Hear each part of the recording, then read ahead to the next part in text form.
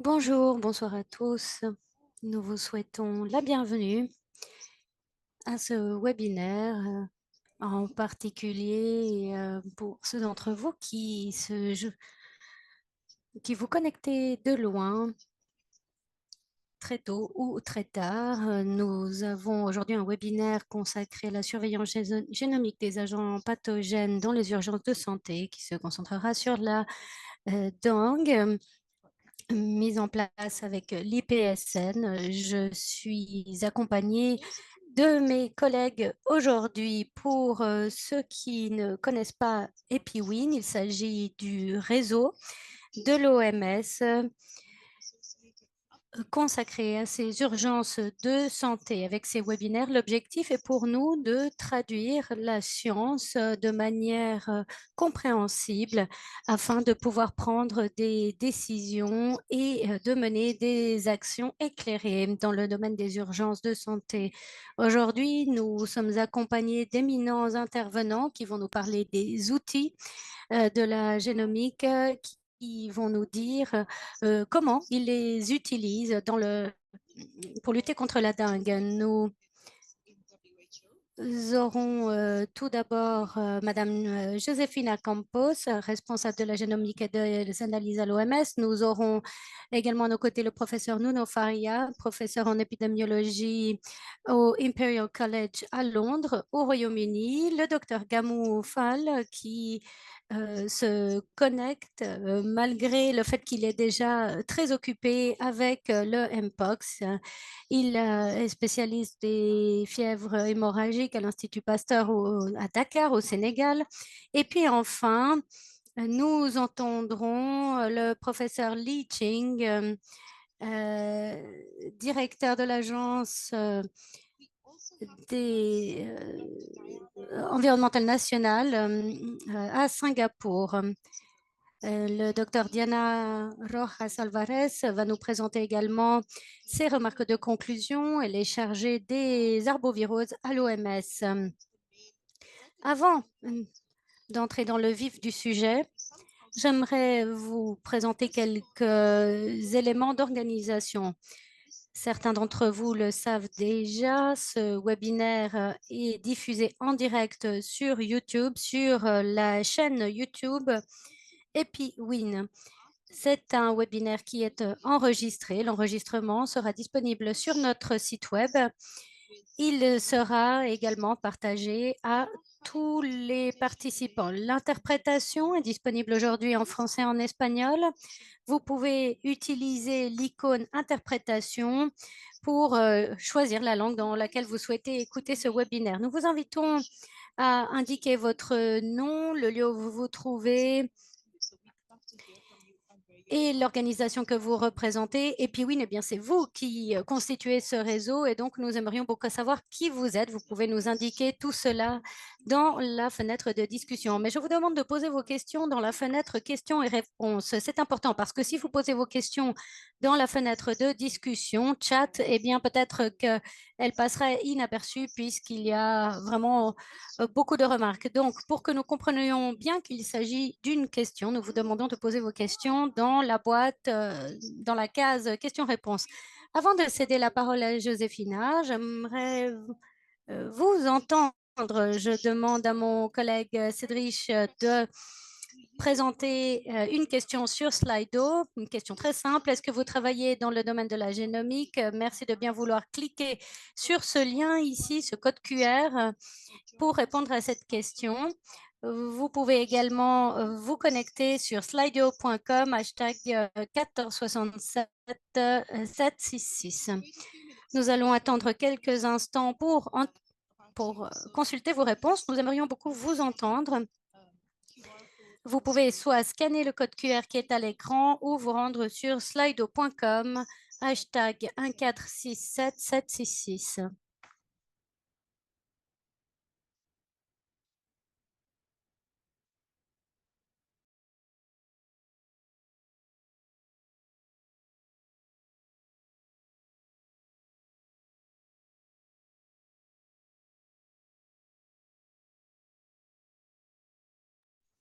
Très bien. 60% d'entre vous ne travaillez pas dans le domaine de la surveillance génomique des agents pathogènes, 44% de oui, donc les non diminuent, 56%.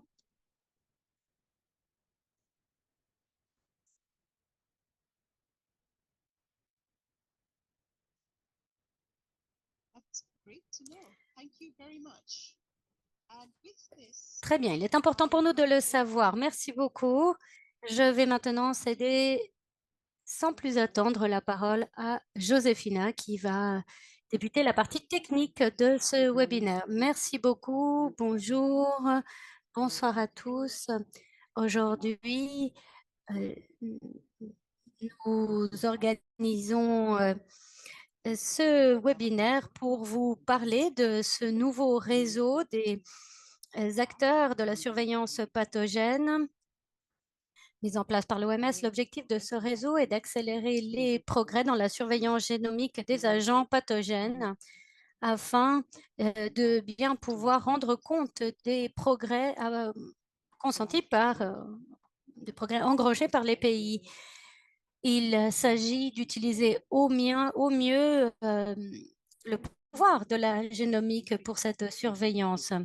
Nous menons différentes activités de sensibilisation et c'est dans ce cadre que se tiennent ces webinaires consacrés à la surveillance génomique des agents pathogènes dans les cas d'urgence de santé. Il s'agit notamment de faire face à des flambées actuelles pour savoir quand il faut ou il ne faut pas utiliser la génomique et ainsi prendre les décisions adéquates.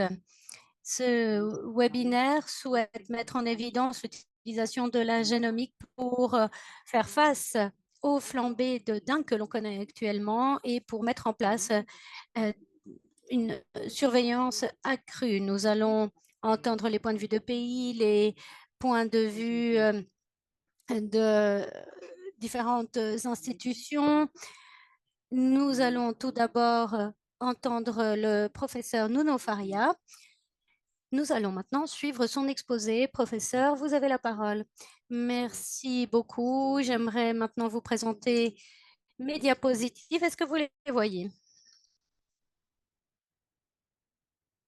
Oui, nous les voyons. Allez-y. Merci beaucoup. Bonjour à tous. Bonsoir.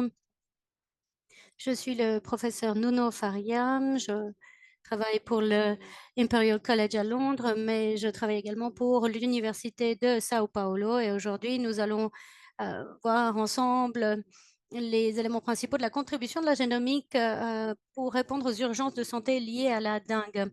Au mois d'août 2024, depuis le début de l'année, eh bien, nous voyons qu'il y a eu 11 millions de cas qui ont été signalés à l'OMS pour toutes les régions du monde. Un certain nombre de ces cas sont signalés au Brésil. La prévalence est importante, mais nous avons plus de 90 pays à travers le monde qui sont concernés dans toutes les régions de l'OMS. Nous avons également une apparition de foyers de flambées multiples et donc cela représente une menace croissante. La dengue est une infection virale qui est transmise par des moustiques de l'espèce Aedes. La dengue est principalement transmise dans les zones urbaines. Le virus est transmis par les moustiques aux humains dans certaines régions. Nous avons de petites flambées avec certains types de transmission spécifiques. Tout d'abord, le moustique boit le sang infecté d'une personne avec une période d'incubation. Les glandes salivaires sont ensuite contaminées après quelques jours. On a ensuite une fenêtre d'environ 2 semaines de contamination. Lorsque l'humain a été piqué par un moustique, on peut avoir une période d'incubation qui va de 4 à 7 jours, au début sans symptômes, mais la personne peut quand même contribuer à la transmission.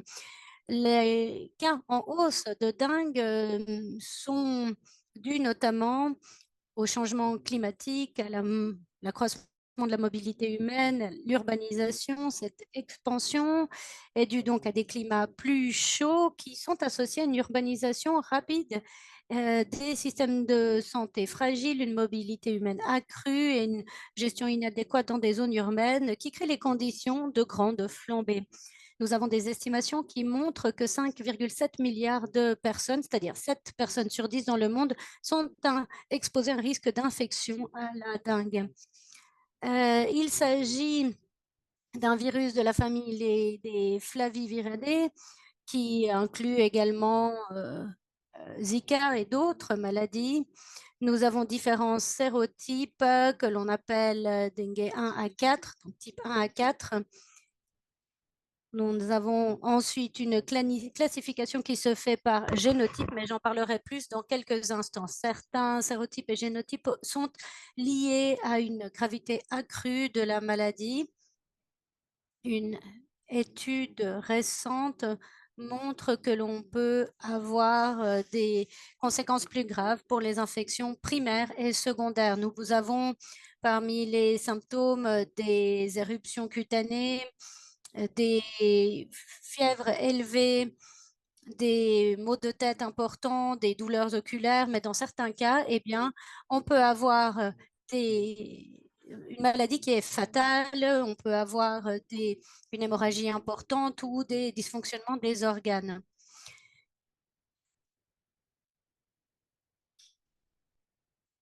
Les infections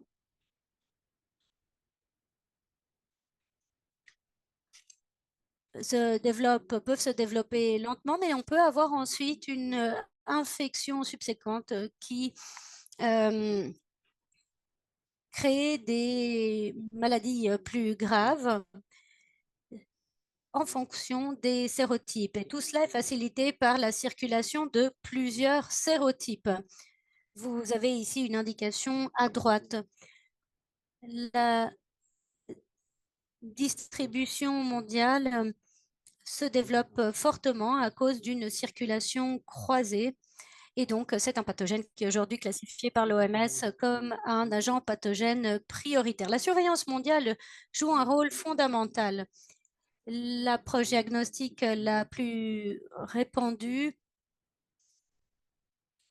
est le RT-PCR ou des tests antigéniques. Cela peut être utilisé pour éviter des infections sévères, généralement une semaine après l'infection. On a également les anticorps IgG et IgM qui sont détectés. On a également une technique qui s'appelle PRNT. Il y a d'autres méthodes diagnostiques qui sont utilisées, qui n'exigent pas de chaîne du froid. On a encore des méthodes de séquençage qui, pour l'instant, sont au stade du développement, mais qui sont prometteuses. Malgré les progrès, il reste encore des différences importantes au niveau régional et national en termes de surveillance. On a un écart important que l'on voit ici sur cette carte à droite avec les zones les plus foncées. Toutefois, il y a plusieurs stratégies qui peuvent nous aider à améliorer cette surveillance. Un travail au niveau des laboratoires, une amélioration de l'accès au diagnostic, des ressources suffisantes allouées au programme de surveillance. Il s'agit d'un virus ARN monobrun positif. Son diamètre est d'environ 15 nanomètres, 15 fois plus fin qu'un cheveu humain. Nous avons des protéines qui inclut l'enveloppe de la protéine qui permettent au virus de s'accrocher à la cellule. C'est un virus ARN typique qui évolue rapidement et cela est dû à des taux de mutation élevés, à des tailles de population importantes et à des durées de génération qui sont courtes, en général quelques jours. Nous avons des changements de nucléotides à hauteur de 10 à la puissance -3 par cité par année. C'est assez similaire au SARS-CoV-2. À droite, vous voyez que chaque type correspond à une séquence et cela correspond à la date de collecte. Les lignes horizontales correspondent aux branches génétiques. Et nous avons également les nucléotides, les changements nucléotiques qui sont représentés sur cette image. Vous voyez qu'en bleu foncé, nous avons une situation bien différente par rapport aux décennies précédentes. Donc, nous voyons qu'il y a eu des changements importants par rapport au virus qui circulait dans les années 80. Et cela facilite l'apparition de nouvelles souches, ce qui pose des nouveaux problèmes en termes de diagnostic et de développement de vaccins. Pendant la pandémie de COVID, la génomique a été essentielle pour gérer une situation où la transmission était rapide. Le SARS-CoV-2 a été de loin le pathogène le plus partagé, 60 millions de génomes partagés. Alors, nous comparons ici dans ce tableau le nombre de séquences à l'échelle logarithmique disponibles pour chacun de ces pathogènes. Les cases en rouge indiquent les urgences de santé publique de portée internationale. Ce que je vous montre ici, c'est que la dengue est la cinquième menace virale la plus importante et la première de sa catégorie virale. Nous avons aujourd'hui un grand nombre de génomes qui ont été partagés à travers le monde. 90 sont des génomes, 10% pardon, sont des génomes partiels et 10% sont des génomes complets. Vous voyez à droite la répartition géographique des sérotypes. Pour la dengue 1, 2, 3 et 4, vous voyez par exemple qu'en Europe, on a très peu de détection de la dengue 4. En Europe, nous avons 13 pays concernés. Depuis 2010, nous avons 285 cas qui se sont développés au niveau local. Et ce mois-ci, nous avons eu des cas en Italie et en France. En, dans les Amériques et en Asie du Sud-Est, nous avons des sérotypes différents. Ce sont des régions qui ont partagé plus de 8000 séquences chacune. Au Brésil, nous avons eu des cas de dengue 1, 2 qui ont été détectés de manière prévalente, mais nous avons également eu des cas de dengue 3. Nous avons une évolution de la classification des génotypes, une classification qui devient maintenant plus détaillée.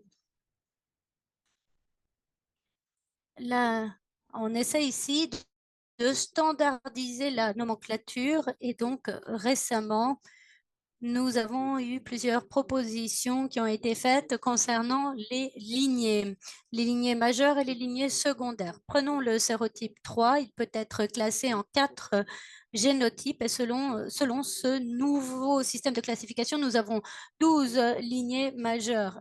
Ce que l'on prévoit, c'est qu'un système de classification plus détaillé pour le virus nous permettra de faire un meilleur suivi épidémiologique ou clinique.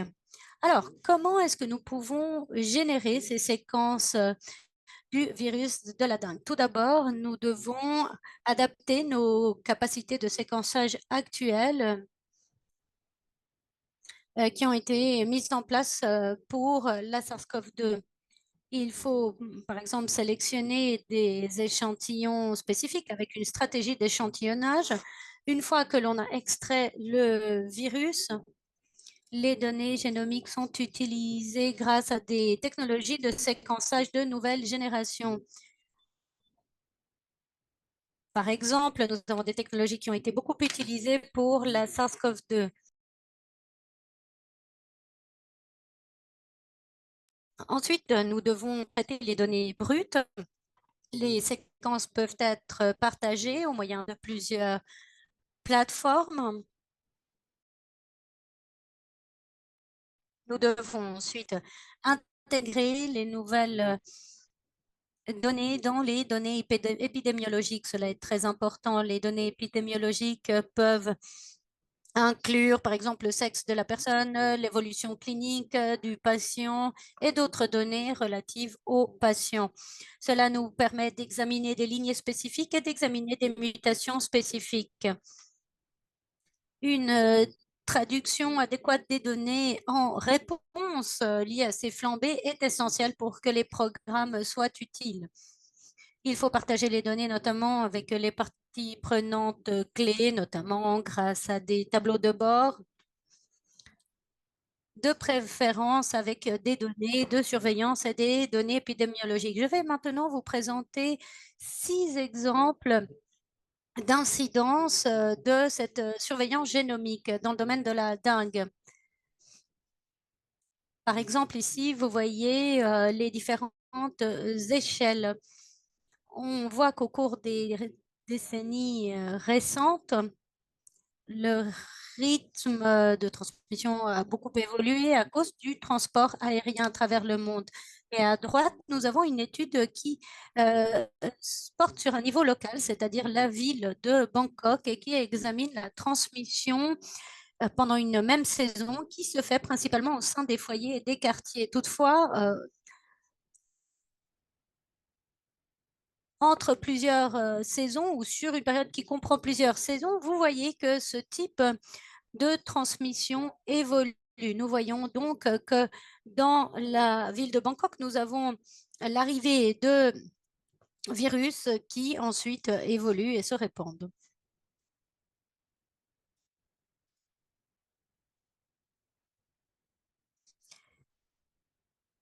Alors, le séquençage est maintenant prédominant par rapport à la surveillance traditionnelle. L'étude de la gauche analyse la transmission pour le génotype 3 aux États-Unis.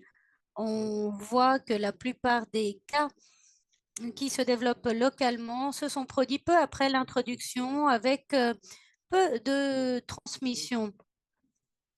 Toutefois, il y a également à droite une étude qui se penche sur la surveillance liée au voyage, qui complète les enquêtes sur l'émergence, la diffusion, la transmission du génotype 3 dans les Caraïbes. Vous voyez ici la situation dans plusieurs pays des Caraïbes. Nous voyons le cas du génotype 3 qui s'est développé dans les Caraïbes et qui ensuite a mené à une transmission au niveau local en Floride. Alors, concernant les vaccins, aujourd'hui, nous avons 2 vaccins qui sont disponibles, mais nous avons également un nouveau vaccin qui est prometteur, qui est au stade du développement clinique. Le vaccin contre la dengue qui a été développé en premier est actuellement peu utilisé. Il concerne les génotypes 1 à 4, vous les voyez ici à droite. L'analyse des données concernant 10 pays montre que l'efficacité du vaccin est plus faible par rapport à certains génotypes. Pardon. Cela montre que la génomique est absolument essentielle pour examiner l'évolution du virus et donc l'efficacité des vaccins. Nous avons le diagnostic moléculaire qui est amélioré. Le CDC Afrique a indiqué que 18 États membres avaient fait état de flambée de dengue avec, dans beaucoup de ces pays, des conflits armés en cours.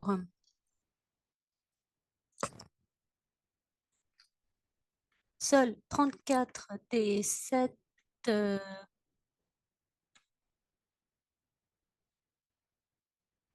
cet pays concerné par une situation particulière avait indiqué des cas de dengue.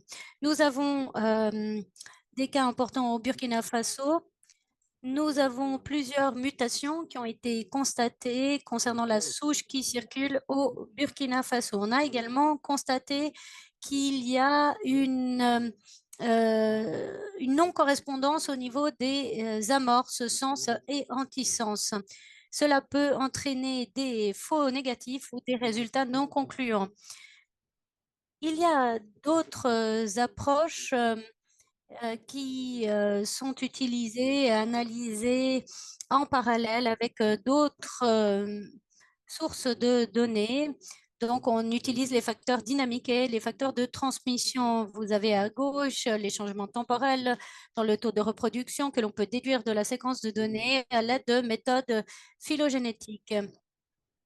Les barres correspondent ici à la période hivernale, nous voyons un chiffre pour la reproduction qui est plus faible en hiver et donc on n'a pas de persistance de la dengue tout au long de l'année.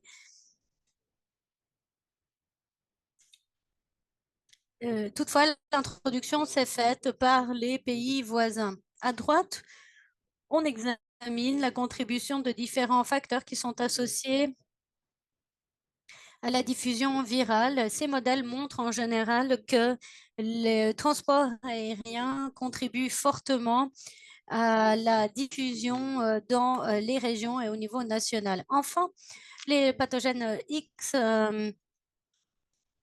est quelque chose d'important.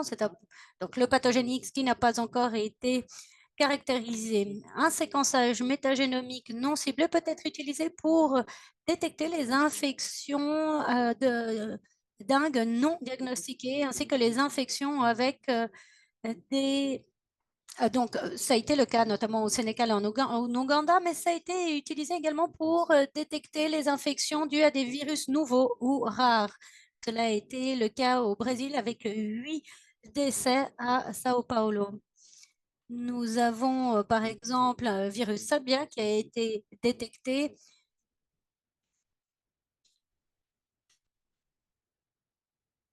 à l'avenir. La mise en place de cette surveillance génomique des agents pathogènes pourra sauver des vies. Pour résumer, la dengue est une priorité de santé. La génomique est essentielle pour comprendre son évolution et sa transmission. Il est nécessaire d'améliorer les capacités pour faire face aux menaces croissantes à l'avenir. Nous devons également améliorer la surveillance grâce à la génomique pour améliorer la détection, la prévision, la réponse. Cela exige d'utiliser des données pour optimiser la conception des vaccins. Il s'agit également de mettre en place des systèmes de surveillance dans les différentes régions géographiques. Je remercie les participants. Je remercie l'OMS d'avoir organisé ce séminaire.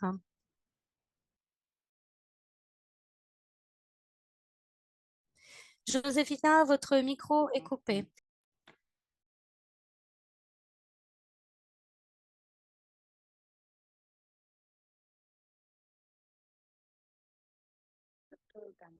Docteur Gamot de l'Institut Pasteur de Dakar, vous avez la parole.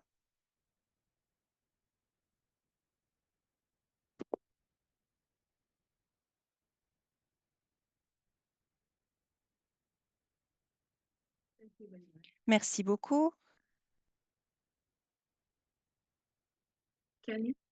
Est-ce que vous voyez mes diapositives? Oui, très bien. Très bien, merci beaucoup. Je suis le docteur Gamoufal, je suis virologue et je travaille dans un centre de collaboration de l'OMS sur les fièvres hémorragiques, notamment à l'Institut Pasteur Dakar au Sénégal. Et je vais vous présenter le rôle de la génomique dans la riposte à la dengue en Afrique et plus particulièrement au Sénégal. Vous voyez ici la propagation ou répartition géographique de la dengue. Pour ce qui est de la région africaine, en 2023, à la fin du mois de décembre, nous avons recensé 171 991 cas de dengue qui se sont associés à 753 décès.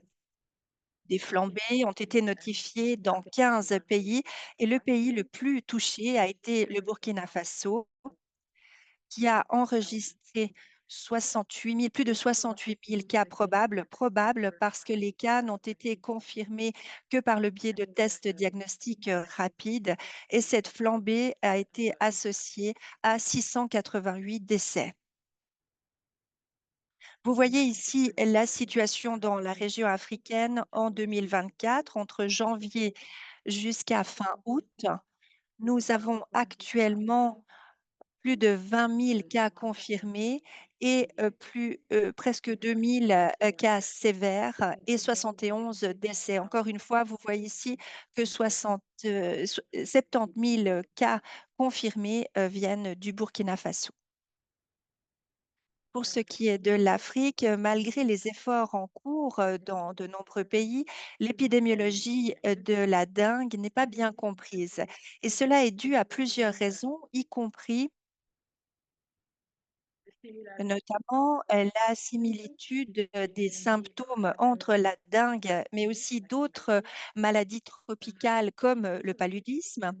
Et c'est également lié aux capacités de laboratoire limitées pour dépister et confirmer les cas de dengue, ce qui est crucial pour une riposte rapide et la prévention d'une propagation de la maladie. Et puis, nous n'avons pas de système de surveillance approprié. Cela se trouve d'ailleurs débattu dans plusieurs publications qui mettent en avant la nécessité de mettre sur pied un système de surveillance plus robuste de la dengue en Afrique.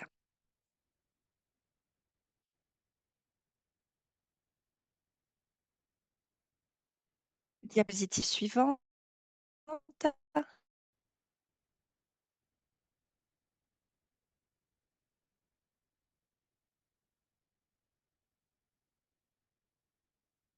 Est-ce que vous voyez encore ma diapositive? Oui, tout à fait. Très bien. Je n'arrive pas à faire avancer ma présentation, dit l'oratrice. Je vous prie de m'excuser. Très bien. Concernant maintenant le manque de systèmes de surveillance en Afrique, ce qui est très clair, c'est que dans de nombreux pays, nous n'avons pas de programme de surveillance spécifique à la dengue. Et généralement, dans certains pays, ils sont testés par les diagnostics différentiels de fièvre jaune, ce qui est très bien organisé dans de nombreux pays, en particulier au Sénégal. La dengue est testée de façon routinière sur les personnes. Et au Sénégal, nous avons également une surveillance dans les hôpitaux des cas de fièvre hémorragique et de fièvre jaune. Et ici aussi, la dengue est testée. Nous avons également un système de surveillance dans le sud-est du pays, dans la région que l'on appelle Kédougou. Kédougou est une zone qui abrite de nombreuses forêts et l'environnement y est très favorable pour la circulation des arbovirus, la dengue, le chikungunya, la fièvre jaune, entre autres. Et nous y avons également des activités d'extraction minière, des personnes qui viennent pour les réaliser. Et nous avons un système de surveillance dans cette région qui est mené en collaboration avec le ministère de la Santé et avec le ministère concerné depuis un certain nombre d'années. Les taux de dépistage ont été très faibles. Quelques rares cas ont été dépistés. Mais depuis 2015, le ministère de la Santé, en collaboration avec IP Dakar, a mis en œuvre une surveillance sentinelle syndromique au Sénégal. Et l'on utilise une définition de cas qui est assez large. C'est une fièvre associée à au moins deux des symptômes suivants, éruption cutanée, maux de tête, etc., arthralgie, myalgie, etc. Et nous avons un site sentinelle dans un des sites du pays et nous avons 30 sites sentinelles répartis dans tout le pays actuellement. Chaque site collecte des informations concernant les symptômes, mais aussi les données épidémiologiques des patients et quotidiennement, il partage ces informations en utilisant des tablettes et une application qui a été élaborée par IP Dakar pour analyser sur une base quotidienne les informations et partager ces informations.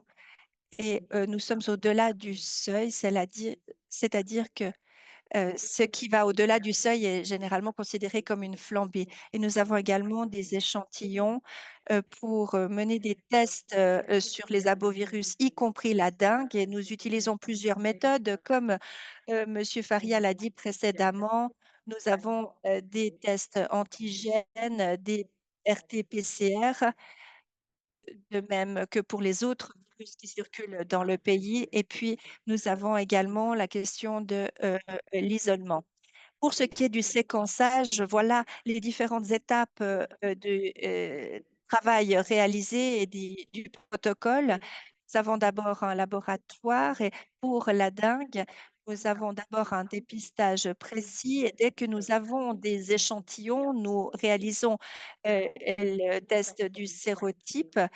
Ensuite, un séquençage pour être à même de réaliser des tests génétiques et voir la distribution de la dengue. Et vous voyez les différents appareils que nous avons à l'IP pour ce séquençage.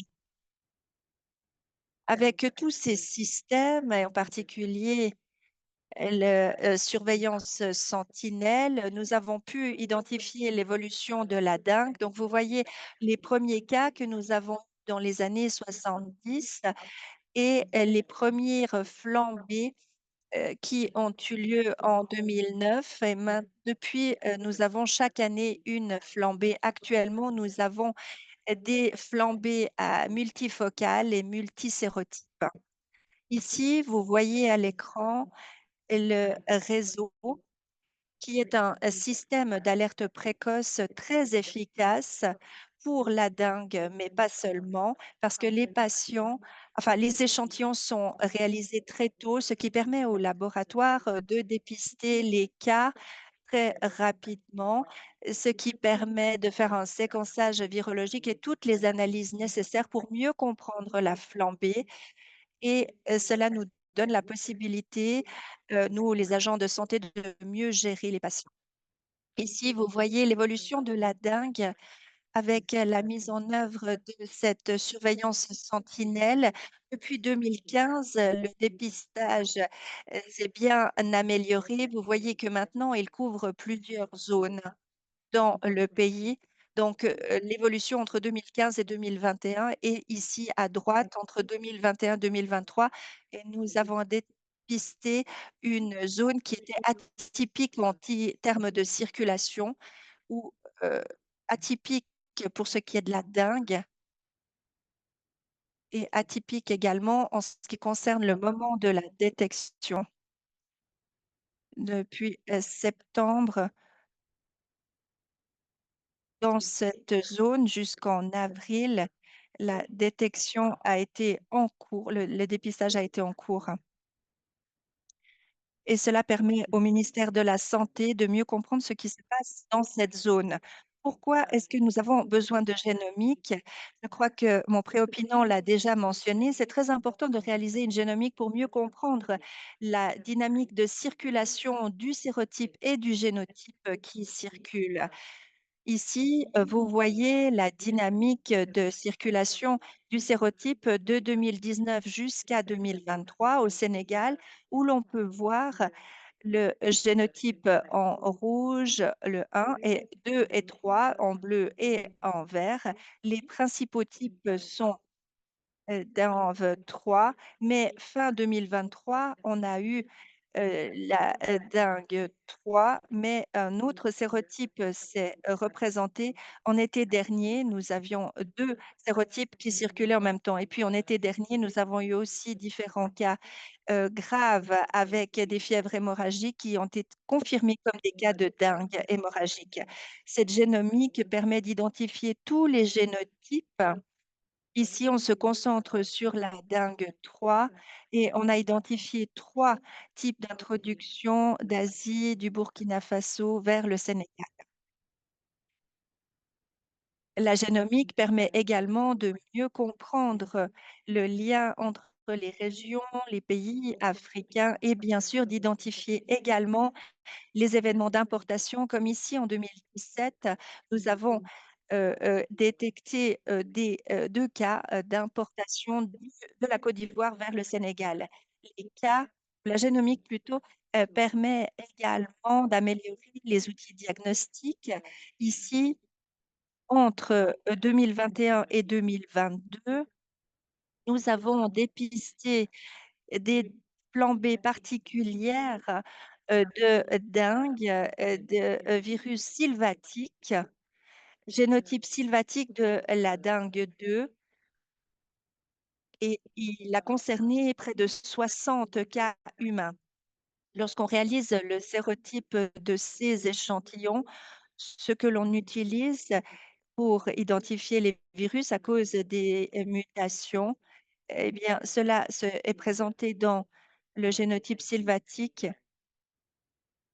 Donc, nous avons élaboré de nouveaux outils qui nous permettent de dépister les nouvelles souches sylvatiques et nous les avons présentées dans le panel de sérotypes pour être à même maintenant de voir quelles sont ces souches sylvatiques. Enfin, nous comparons également la dengue 3, la souche 3, avec les autres et nous avons identifié des mutations qui pourraient avoir un impact sur l'efficacité du vaccin. Donc, c'est très important que de réaliser la génomique avec la dengue pour être à même d'identifier ces mutations et de soutenir la fabrication des vaccins. Pour conclure, en Afrique, nous pouvons dire que nous avons une incidence accrue, en particulier en Afrique de l'Ouest, avec une diffusion virale entre les pays. Dans de nombreux pays maintenant, nous avons des flambées multifocales et multisérotypes, ce qui donne une plus grande probabilité de cas de dengue secondaire.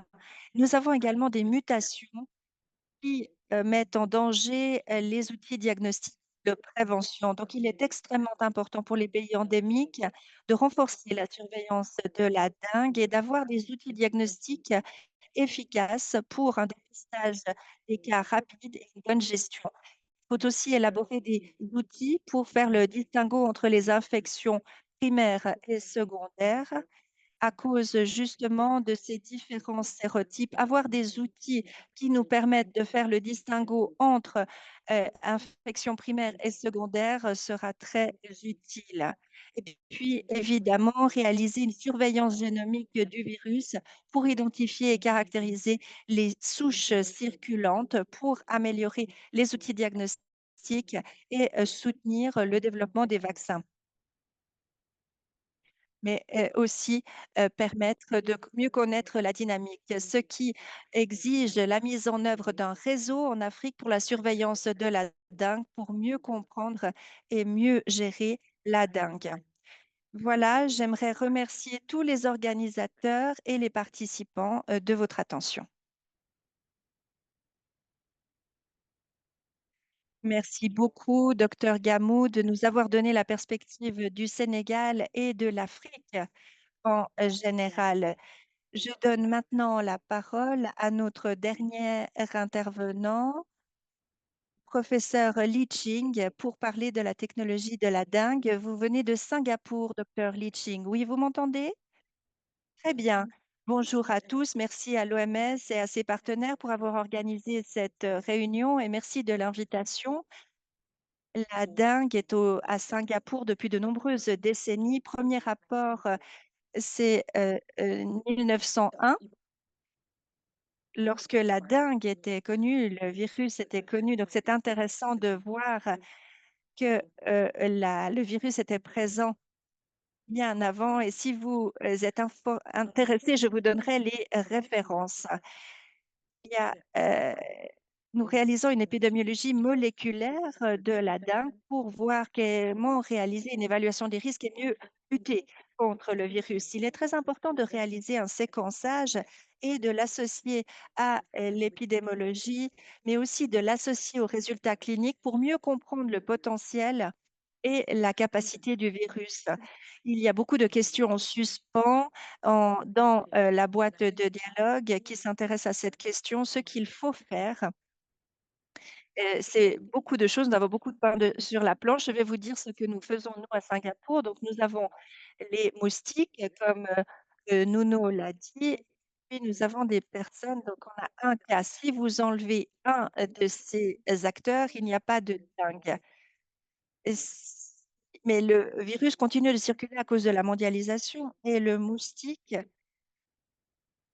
est très dépendant, enfin, la situation est très dépendante de la présence ou non du moustique. Dans ce cas, si vous ne contrôlez pas le cas, alors si le moustique le pique, alors il va contaminer d'autres personnes et vous allez avoir ensuite un cluster. Si vous ne contrôlez pas le cluster, cela va devenir une épidémie parce que le virus va se propager dans tout le pays.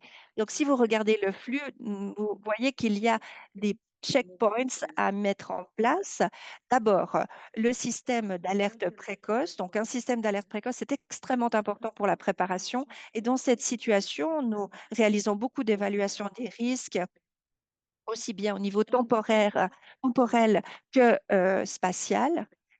Et puis, une intervention rapide pour atténuer la transmission. Donc, voilà pour ce qui est des stratégies. Et puis, il faut anticiper, il ne faut pas attendre que l'on ait un cluster, il faut agir dès qu'il y a une notification de cas. Donc, c'est tout à fait obligatoire pour les médecins et les laboratoires que de notifier les cas de dengue.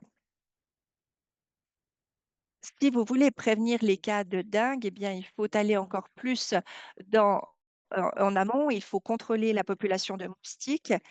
Il faut mener un certain nombre d'actions. À Singapour, on le fait dans la gestion environnementale sur les habitats et récemment, nous avons introduit des mesures pour supprimer les populations de moustiques. Nous n'allons pas en parler trop en détail aujourd'hui parce qu'aujourd'hui, nous parlons d'autre chose et ce serait un sujet en soi. Mais le potentiel épidémique de la dengue est extrêmement important. Nous n'avons que peu d'informations, contrairement à la COVID, à la chikungunya. La dengue reste assez mystérieux. Il y a beaucoup d'études sur la question. Il est très difficile de tracer le virus. Comprendre l'immunité et l'épidémiologie des personnes est extrêmement important. Nous savons que nous avons une faible immunité, et même s'il y a une prévalence zéro dans certains pays, il faut comprendre tout le système, l'épidémiologie, les vecteurs, les virus, les personnes et les facteurs environnementaux. Tous ces éléments sont cruciaux pour lutter contre la dengue.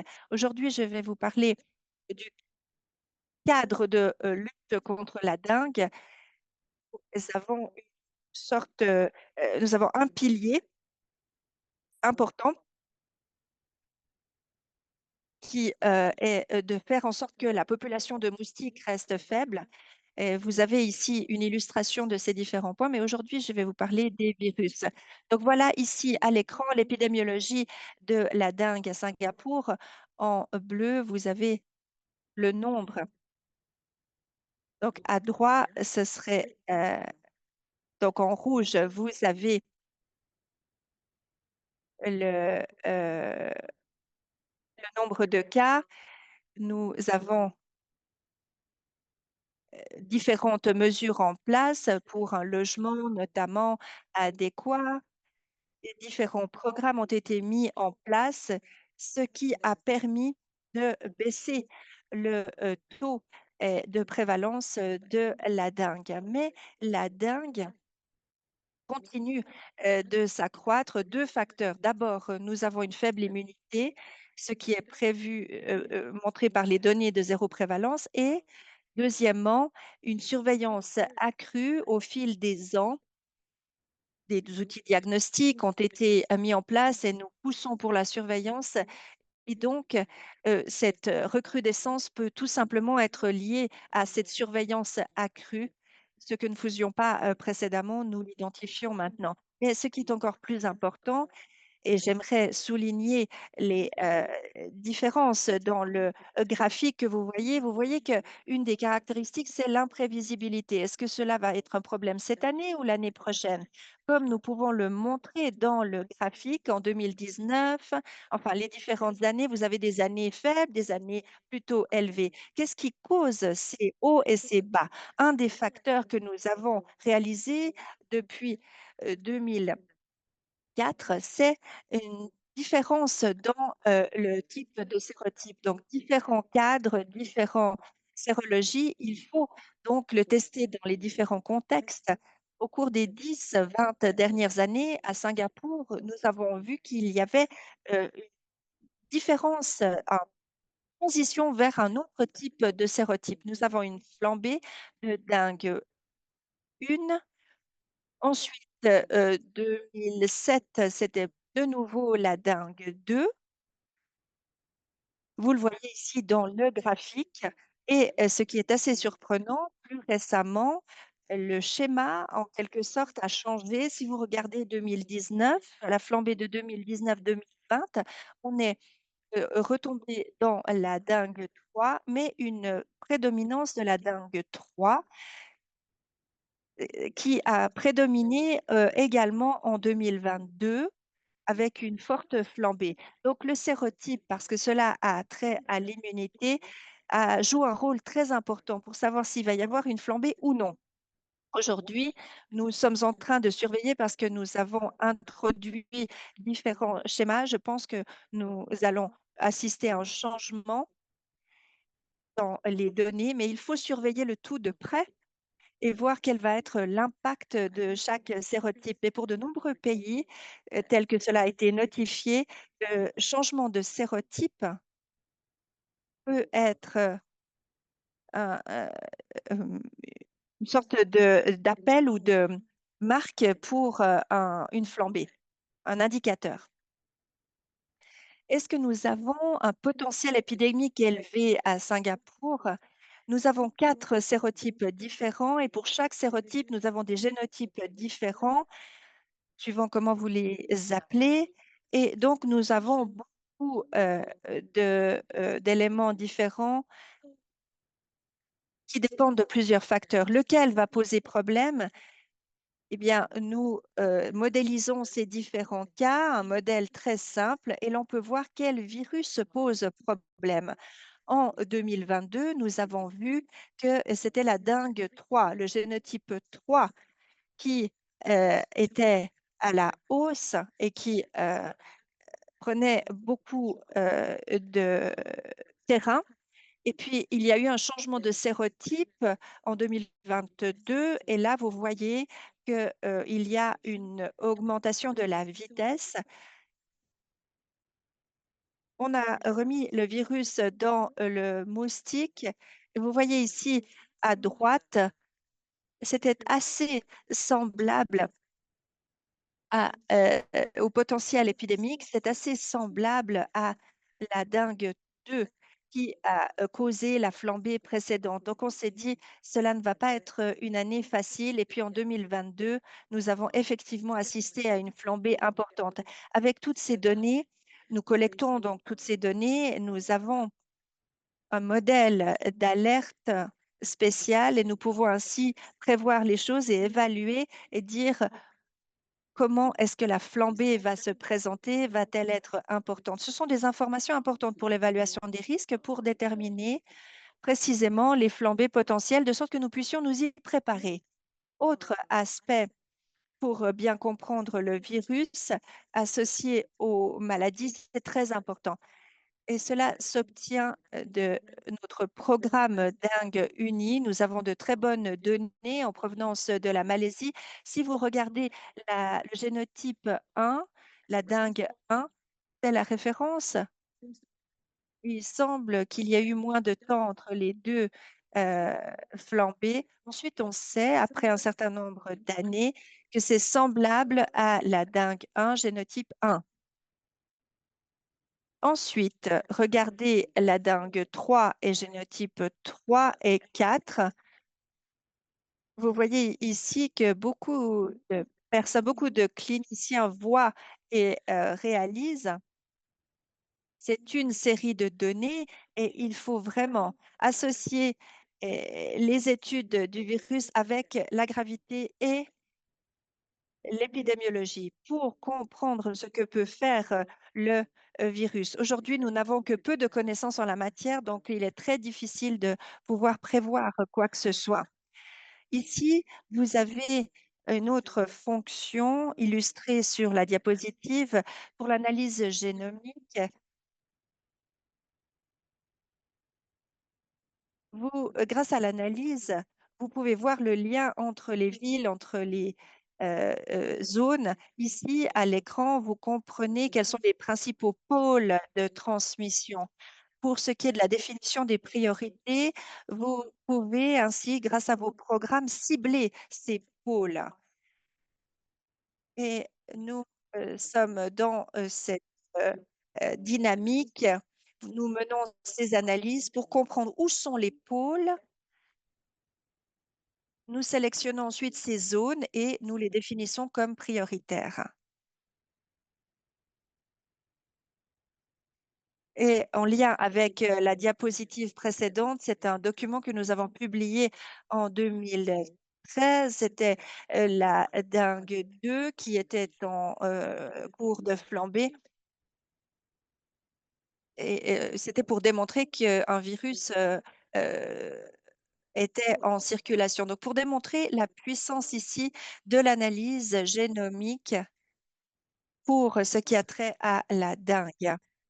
Ici, c'est également sous United Dengue ou Dengue Uni que nous menons dans la région. Ici, c'est en collaboration avec les Philippines. Encore une fois, vous voyez comment le virus euh, circule, les différents pôles de transmission et là où nous pouvons vraiment cibler nos ressources limitées. Je vais continuer parce que je crois que le chikungunya réalise de grands progrès pour ce qui a trait à la génomique. En 2000, il y a une flambée qui venait, je crois que cela a commencé dans la région du Kenya, ensuite la Réunion, puis elle est arrivée en Asie et tout le processus était lié à une mutation. Je crois qu'il y a eu 6 mutations du virus et ces mutations ont permis au virus de s'adapter. Et de façon traditionnelle, le chikungunya est transmis par un moustique égypti, mais il a muté et c'est plutôt l'Albopictus qui était en cause ici. Et à Singapour, lorsque nous avons séquencé le tout, nous avons dit non, nous devions lutter contre l'Égyptie et maintenant nous devons lutter contre l'Albopictus. Donc, encore une fois, cela démontre l'importance de comprendre la génétique. Cela nous aide à comprendre notre épidémie. Si on met l'épidémiologie, les compétences, le virus, la gravité ensemble, c'est beaucoup plus efficace. Pendant les années de séquençage, nous avons vu qu'il y avait 4 groupes de virus chikungunya, plusieurs sérotypes qui circulaient à Singapour, mais en fait, nous avons mis toutes ces données ensemble et nous nous sommes rendus compte que ce n'était pas nous n'étions pas endémiques pour le chikungunya. Et, le cas chikungunya, nous nous disions, est-ce que c'est un cas de l'année dernière? Est-ce qu'il y a une transmission silencieuse? Et de toutes ces données, nous avons vu qu'il n'y avait pas eu de transmission silencieuse, mais plutôt une transmission de voyageurs en transit et chaque transmission était un virus différent. Cela nous a donné l'assurance que notre surveillance et nos mesures de lutte étaient efficaces pour lutter contre une pandémie grave. Donc, encore une fois, nos efforts, utiliser la génétique pour réaliser une évaluation des risques, pour évaluer la situation et ces données corroborent ou sont corroborées par les données de zéro prévalence, 1 à 0,5% pour la population et 1,5% pour IGC. C'est la même chose pour le Zika. Nous avons récemment eu quelques cas de Zika en 2015. Nous avons eu une flambée, puis en 2023, chaque fois avec des virus différents. Cela nous a montré qu'il ne s'agissait pas d'une transmission continue, c'était quelque chose de transitoire qui a été atténué et qu'ensuite, il y a eu l'arrivée d'un nouveau virus. Je m'arrête là. Pour résumer, la génomique du virus de la dengue est importante pour comprendre la gravité, pour nous aider à effectuer une évaluation, qu'il s'agisse d'évaluer les sérotypes pour savoir quel est le type de flambée ou pour savoir quel est le génotype, savoir quelle est votre situation, est-ce une situation endémique ou y a-t-il déjà des foyers que vous atténuez à chaque fois? Je m'arrête là. Merci beaucoup. Merci beaucoup, professeur Leaching. Nous avons quelques minutes de retard et nous allons prendre une une question qui s'adresse à Nuno. Nuno, il y a une initiative générale qui vise à reclassifier les sérotypes des virus de la dengue comme des espèces distinctes dans un clade plus large de la dengue à cause de leur diversité génomique entre les sérotypes. Comment est-ce que cette communauté considère cela au vu de la pertinence des initiatives pour les vaccins, l'épidémiologie, les essais diagnostiques et la sensibilisation?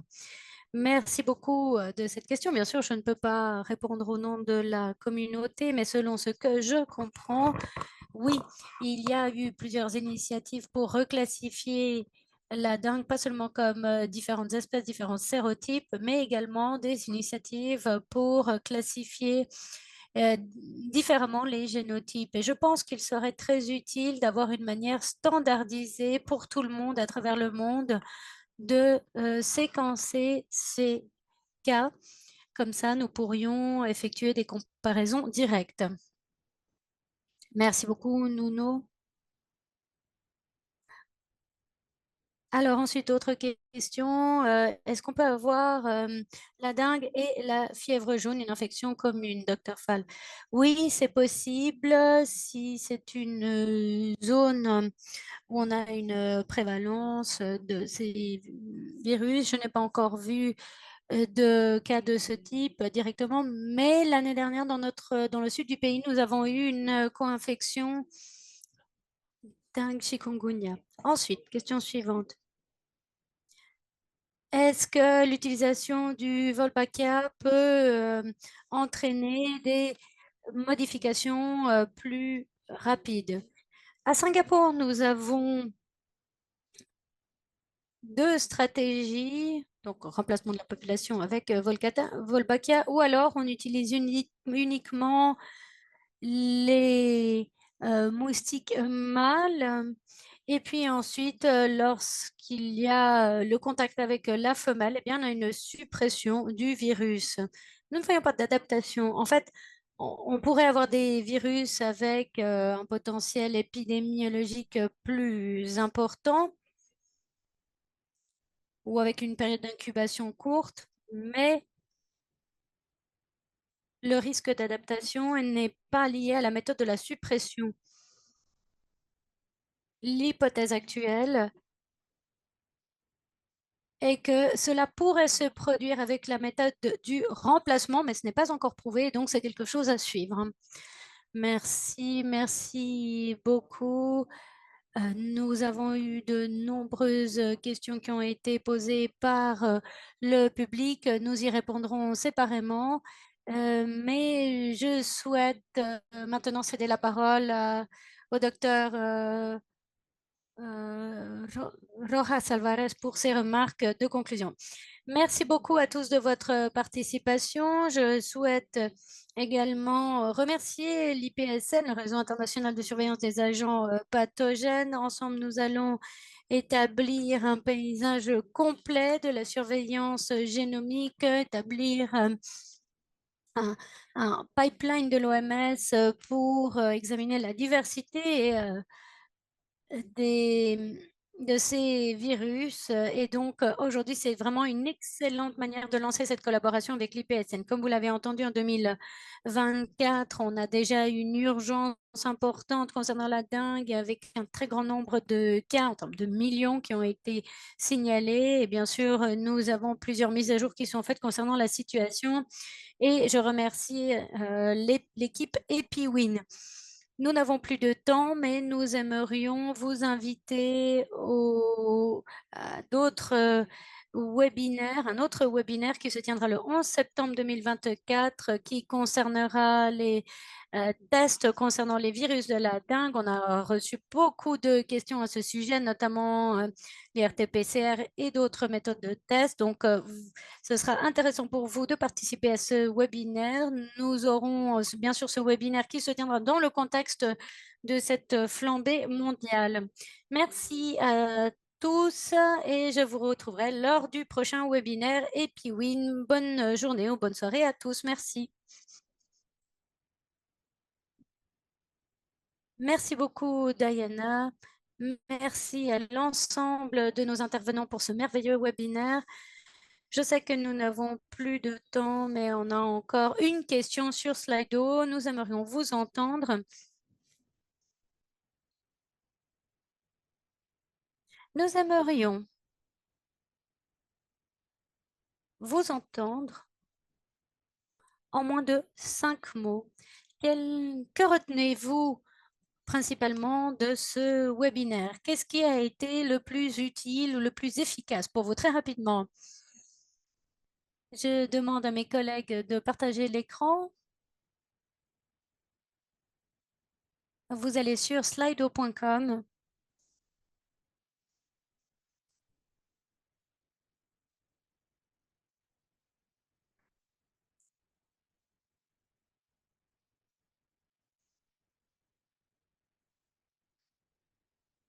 Nous aimerions vous entendre parce que c'est votre webinaire et nous aimerions savoir ce qui a été le plus utile pour vous.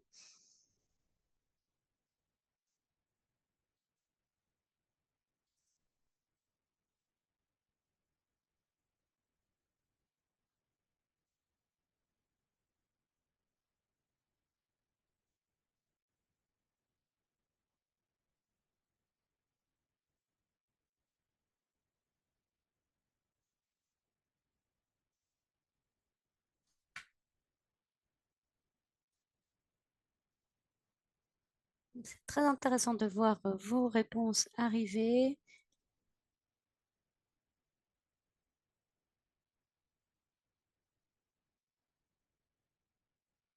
Comme l'a mentionné Diana, nous attendons avec impatience de vous retrouver à l'occasion d'autres webinaires. Il est merveilleux d'être accompagné de personnes enthousiastes dans ce parcours au sein des PWIN. J'aimerais vous indiquer qu'en septembre, et nous vous préciserons la date, nous entendons nous concentrer également sur différents aspects liés au Mpox. Nous essayons, à la variole du singe, nous essayons de mettre en place ces webinaires avec nos différents experts. Et nous allons encore une fois travailler avec nos collègues de l'équipe des arboviroses. Merci Joséphina, merci Diana, merci à tous les collègues qui sont restés dans les coulisses aujourd'hui, tous mes collègues de l'équipe EpiWin,